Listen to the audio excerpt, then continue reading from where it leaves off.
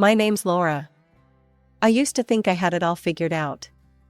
A good job as deputy head of finance at a big company, a husband, and a young son. We weren't rich, but we were comfortable. At least, that's what I thought. My husband, Tom, worked in electronics sales. His income was all over the place. Some months he'd bring home a fat paycheck, others he'd barely scrape by. But we made it work. For 7 years, we'd been saving up to buy a house. It wasn't easy, but I was determined. Every spare penny went into our savings account. I'd clip coupons, buy generic brands, cook at home instead of eating out. Tom would grumble sometimes, but I thought he understood. It all fell apart on a Sunday afternoon. We were house hunting again, scrolling through listings online. Tom pointed at the screen, his eyes lighting up. "Look at this one, Laura. It's perfect." I leaned in to look. It was beautiful, I had to admit. Spacious, modern, with a big backyard. But when I saw the price tag, my heart sank. "Tom, we can't afford that. It's way out of our budget." I expected him to sigh and move on. We'd had this conversation before. But this time, something in him snapped. "Of course we can't afford it," he shouted, slamming his laptop shut. "We can never afford anything. All you do is save, save, save." He was on his feet now, pacing the room. "For the house, for Jimmy's education. But where's the payoff, huh? When do we get to actually enjoy life?" "Tom, calm down." "No, I won't calm down. I'm sick of this, Laura. Sick of pinching pennies, sick of never going anywhere nice, sick of wearing the same old clothes year after year. I deserve better than this. I deserve a better life, and a better wife." His words hit me like a slap in the face. I felt my cheeks burning, tears pricking at my eyes. But I swallowed hard, refusing to let them fall. "Tom, please," I said, trying to keep my voice calm. "Just take a deep breath. We need to be patient. We're almost there with our savings. Let's just calm down and talk about this." I thought my words would soothe him, that we could have a rational discussion. But I was wrong. Tom's face contorted with anger, and without another word, he stormed out of the room, slamming the door so hard the windows rattled. I thought things would get better after Tom's outburst. But I couldn't have been more wrong. The next day, Tom came home with shopping bags full of designer clothes and a brand new smartwatch. I stared at him, confused. "What's all this?" I asked. He shrugged, a defiant glint in his eye. "Just treating myself." "Got a problem with that?" I bit my tongue, not wanting to start another fight. But over the next few weeks, it only got worse. Tom started blowing his entire paycheck on fancy restaurants, expensive gadgets, and nights out with his buddies. One night, as he was heading out the door in a new suit, I couldn't hold back anymore. "Tom, what about our savings? The house?" He turned to me, his face hard. "Life's too short, Laura. I'm done saving for some future that might never come. I want to live now." "But what about Jimmy's education?" I pressed. Tom scoffed. "My parents didn't pay for my education, and I turned out fine. He can get loans or scholarships. Besides, we can keep renting. No need to waste money on a house." I felt like I was talking to a stranger. This wasn't the man I married. As the weeks turned into months, Tom's behavior got more and more outrageous. He started staying out late nearly every night. On weekends, he'd suddenly have business trips, something that had never happened before in all his years at the company. And when he was home, it was like living with a constant critic. Nothing I did was right anymore. "Do you have to chew so loudly?" he'd snap at dinner. "That dress makes you look frumpy," he'd say as I got ready for work. "Can't you keep the house cleaner?" he'd complain, tossing his dirty socks on the floor. Every day, I felt myself shrinking, becoming smaller under his constant barrage of criticism. I tried talking to him, tried to understand what had changed, but he'd just roll his eyes and walk away. 6 months. 6 long, miserable months of this new reality. I barely recognized my life anymore. The warm, loving home I thought we had built together had turned cold and hostile. Finally, one night, I'd had enough. Tom had just finished tearing into me about the dinner I'd cooked, a meal that used to be his favorite. "Tom," I said, my voice quiet but firm. "I think we need to live separately for a while." I expected argument, maybe even remorse. What I didn't expect was the look of relief that washed over his face. "Yeah," he said, nodding. "I think that's a good idea." His easy agreement felt like a punch to the gut. But it also confirmed what I'd been fearing for months: the man I loved, the life we'd built together, was already gone. The days after Tom left were a strange mix of loneliness and peace. I told myself this separation was temporary. That Tom would realize what he was missing, face the harsh realities of life on his own, and come back, appreciating everything we'd built together. I was so naive. It was a Tuesday evening when my phone started buzzing nonstop. At first, I ignored it, focusing on helping Jimmy with his homework. But when the notifications kept coming, I decided to check. The moment I opened my social media app, my heart stopped. There, at the top of my feed, was a photo that shattered my world. Tom, my husband, was standing on a yacht. His arm was wrapped around a stunning blonde with legs that seemed to go on forever. They were both grinning, the blue sea stretching out behind them. But it was the caption that really got me: "Starting a new life." I retreated to the kitchen, my hands shaking as I scrolled through the comments. Friends, family, co-workers, everyone was asking the same thing: who's that woman with Tom? Then, 5 days after the photo appeared, there was a knock at the door. I opened it to find Tom standing there, looking tanned and happy. Happier than I'd seen him in years. "We need to talk," he said, brushing past me into the house. I followed him into the living room, my heart pounding. "Tom, what's going on? Who was that woman in the photo?"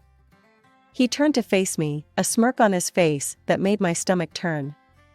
"That's Vanessa, my girlfriend." The room seemed to spin. "Girlfriend? But we're married." "We're just separated, Come on, Laura," he cut me off. "Let's not pretend. Our marriage has been over for a long time. Vanessa and we've been together for 6 months now." 6 months. The timeline clicked into place, his sudden change in behavior, the late nights, the business trips. I felt sick. "She's rich," Tom continued, oblivious to my distress. "And fun. She doesn't pinch pennies or obsess over saving. She lives for today. Plus," he added with a cruel smile, "she's a hell of a lot more interesting and beautiful than you. I want to marry Vanessa. Start fresh." I nodded slowly. In that moment, I realized our marriage had been over long before this conversation. Maybe it had been over the moment he'd slammed the door 6 months ago. "Okay," I said, my voice steadier than I felt. "If that's what you want, we'll get a divorce." Tom looked surprised, like he'd expected a fight. But I was done fighting. As he left, already on the phone with his lawyer, I sank onto the couch. The divorce proceedings were a blur of paperwork and legal jargon. Tom and I agreed on joint custody of Jimmy. I wanted Jimmy to have both parents in his life, despite the mess we'd made of our marriage. But even with the divorce finalized, I was far from okay. The betrayal, the public humiliation, the sudden upheaval of my entire life, it all hit me like a ton of bricks. I found myself struggling to get out of bed in the morning, barely able to focus at work. That's when I decided to see a therapist. Dr. Reynolds was a kind, older woman with gentle eyes. "Laura," she said in our first session, "what you're feeling is normal. You've experienced a significant trauma. But you're here, and that's the first step towards healing." Those sessions became my lifeline. Slowly, with Dr. Reynolds' help, I started to process my emotions, to understand that Tom's actions were about him, not me. For Jimmy's sake, I pushed myself to heal, to move forward. I threw myself into my work, started exercising, even joined a support group for divorced women. Bit by bit, I felt myself emerging from the fog of depression. Then Tom married Vanessa. I tried to be happy for Jimmy, he seemed to like her well enough. But things started to change. It began innocently enough. Tom asked to have Jimmy for a weekend here, an extra day there. I agreed, wanting to encourage their relationship. But soon, those weekends turned into weeks. "Jimmy," I asked one day, "don't you want to spend more time here at home?" He shrugged, not meeting my eyes. "Dad's place is more fun." That should have been my first warning sign. But I brushed it off, telling myself it was natural for a boy to want to spend time with his father. As the months went by, though, Jimmy spent less and less time with me. When he did come home, he was different. Distant. And he always seemed to have new clothes, new toys, stories of exciting trips and adventures. Finally, after yet another weekend where Jimmy begged to stay at his dad's, I sat him down for a talk. "Honey, what's going on? Don't you like being here anymore?" Jimmy fidgeted, still not meeting my eyes. "It's just, Dad and Mom let me do whatever I want." "Mom?" I echoed, confused. "Yeah, Vanessa. She buys me cool stuff all the time. We go to amusement parks and fancy restaurants. It's way more fun than here." His words felt like a slap in the face. "Jimmy, you know we can't afford." "That's the problem," he burst out. "You never want to spend money on anything fun. It's always save this, budget that. Dad says you're stuck in the past, always worrying about the future instead of living now." Things spiraled quickly after that. Jimmy started refusing to come home at all. When he did, he'd complain constantly, comparing my modest home unfavorably to Tom and Vanessa's lavish lifestyle. The final blow came on a rainy Tuesday. I'd been trying for days to get Jimmy to come home for dinner. When he finally arrived, he took one look around our living room and sneered. "God, this place is like a village barn compared to Dad's house. I don't want to live here anymore." The months slipped by, each one harder than the last. I watched from the sidelines as my son grew up, becoming more and more distant. Every time I reached out, I was met with indifference or outright hostility. Then came the day that shattered what was left of my world. It was Jimmy's 14th birthday. I'd hoped, foolishly perhaps, that he might want to spend it with me. Instead, I got a phone call that changed everything. "Mom," Jimmy's voice was cold, detached. "I need to talk to you about something important." We met at a cafe, neutral ground. Jimmy sat across from me, looking more like a stranger than my son. Then he dropped the bomb. "I want you to give up your parental rights," he said, his voice steady. "Vanessa wants to adopt me." I felt like I'd been punched in the gut. "What, Jimmy, I'm your mother." "No," he cut me off. "Vanessa's my mom. She's been there for me, she understands me. She and Dad can give me the life I want.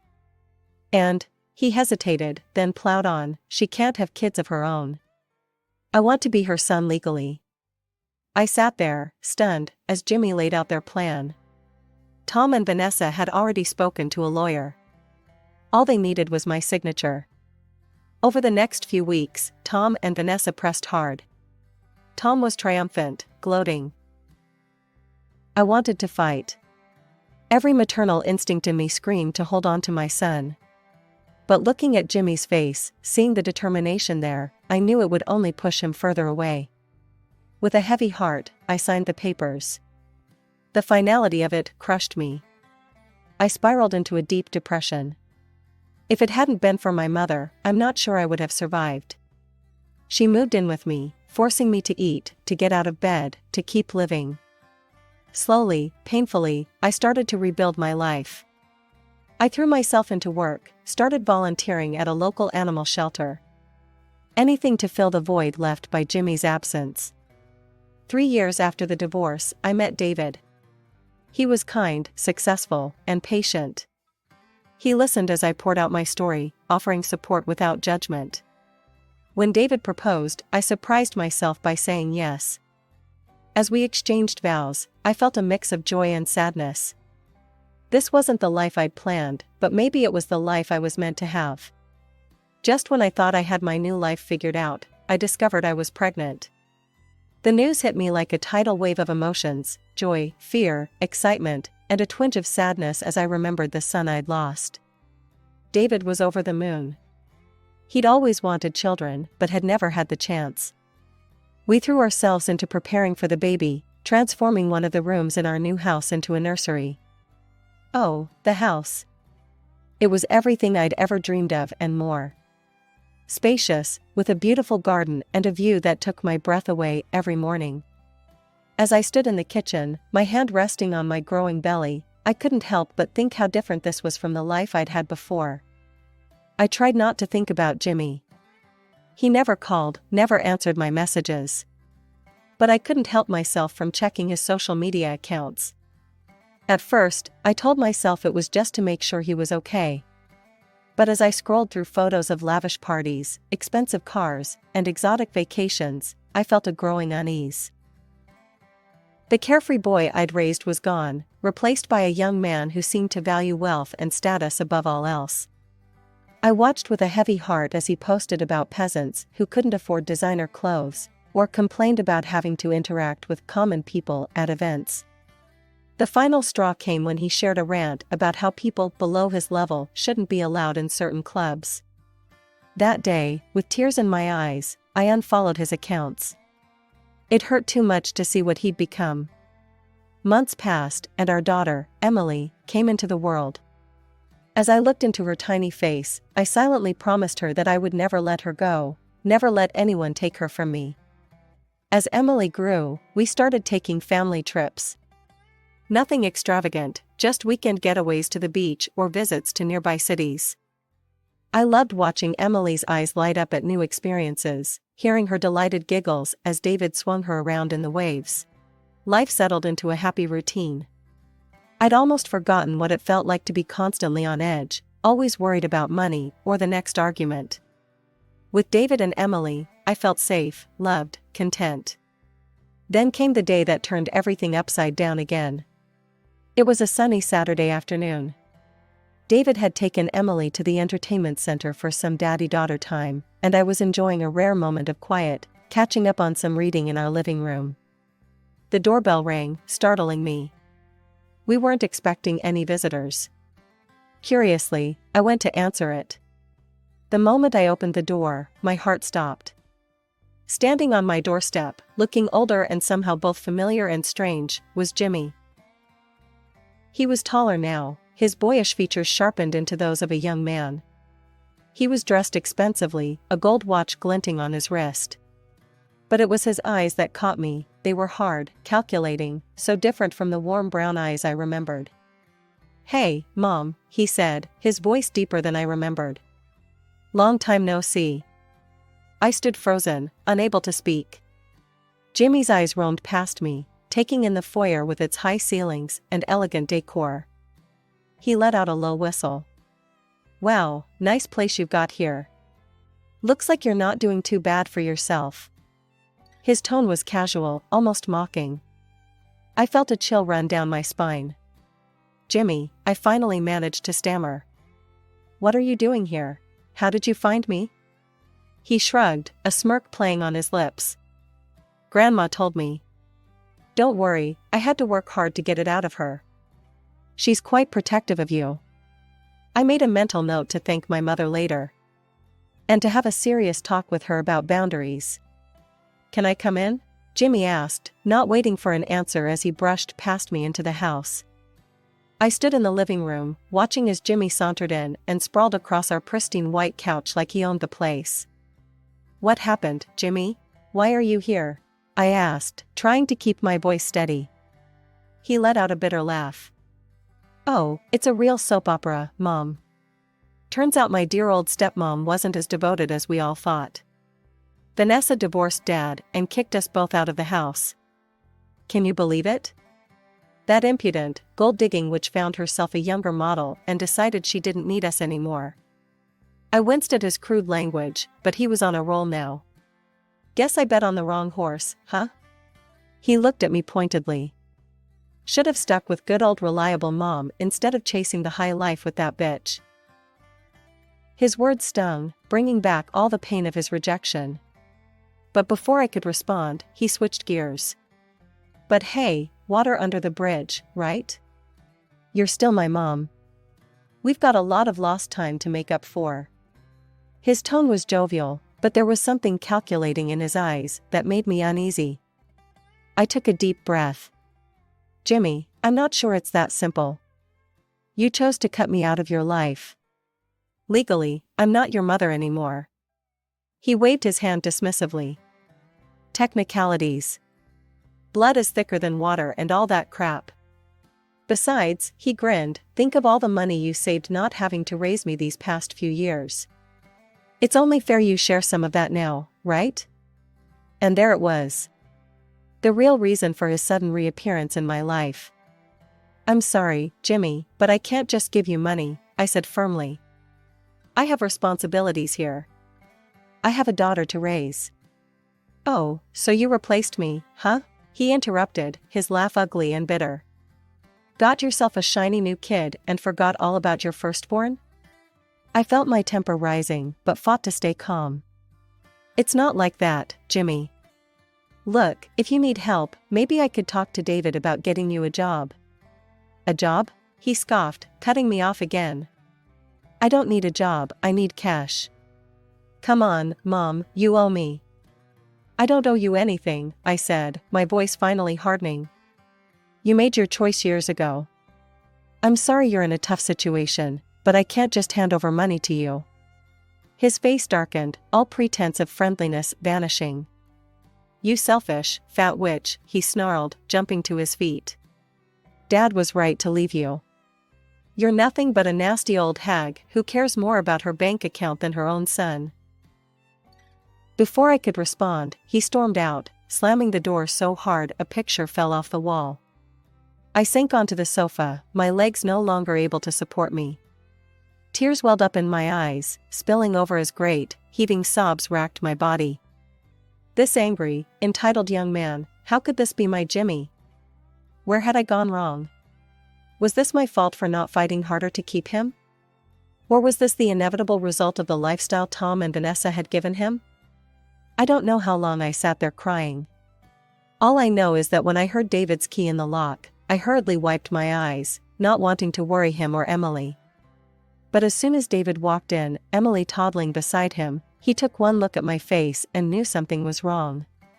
Laura, what happened? He asked, concern etched on his features. I looked at my husband, then at my daughter, her innocent face turned up to me in confusion at seeing Mommy upset. In that moment, I made a decision. This was my family now. Jimmy had made his choice long ago, and I couldn't let his reappearance destroy the life I'd rebuilt. The morning after Jimmy's unexpected visit, my phone rang. It was my mother, her voice a mix of worry and excitement. Laura, Jimmy came to see me. He needed money, so I lent him some. I thought you'd want to know he's okay. My heart sank. Mom, please, don't give him any more money. He's not the Jimmy we knew. He doesn't want to work, he just wants easy money. Promise me you won't give him any more. After hanging up, I sat at the kitchen table, my head in my hands. I knew this wasn't over. Sure enough, a few days later, my mother called again, this time terrified. Jimmy had come back, demanding more money. When she refused, he became aggressive, shouting and pounding on her door. That was the last straw. David and I immediately sprang into action. We left Emily with David's parents and moved into my mother's house for the week. We took turns staying awake, always on guard. The confrontation we'd been dreading finally came on a rainy Thursday night. Jimmy showed up, clearly drunk, pounding on the door and shouting for money. I opened the door, David right behind me. Jimmy, you need to leave, now. His eyes were wild, unfocused. Not until I get what's mine. He lunged forward, but David blocked him. "I'm warning you," Jimmy slurred. "I'll make you all sorry if you don't give me what I want." That's when David called the police. As we waited for them to arrive, Jimmy continued to rant and threaten us. My mother cowered in the background, clutching her chest. The sight of her fear and pain broke my heart. When the police arrived, they quickly subdued Jimmy and took him away. As the patrol car drove off, I felt a strange mix of relief and sadness. Later that night, I reached out to Tom on social media, hoping he might be able to help Jimmy. His response was cold. "Not my problem anymore. Vanessa left me, took everything. I've got my own issues to deal with. Jimmy's on his own." Reading his words, I felt the last threads of my old life finally snap. The next day, I went to court and filed for a restraining order against Jimmy. It was the hardest thing I've ever done, but I knew it was necessary to protect my family. Months passed, then years. We never saw Jimmy again. Sometimes I'd lie awake at night, wondering where he was, if he was okay. But gradually, those sleepless nights became less frequent. Life went on. Emily grew into a bright, curious little girl. David's business flourished. One sunny afternoon, as I watched David pushing Emily on the swing in our backyard, I felt a profound sense of peace wash over me. This was my life now, not perfect, but filled with love, laughter, and joy.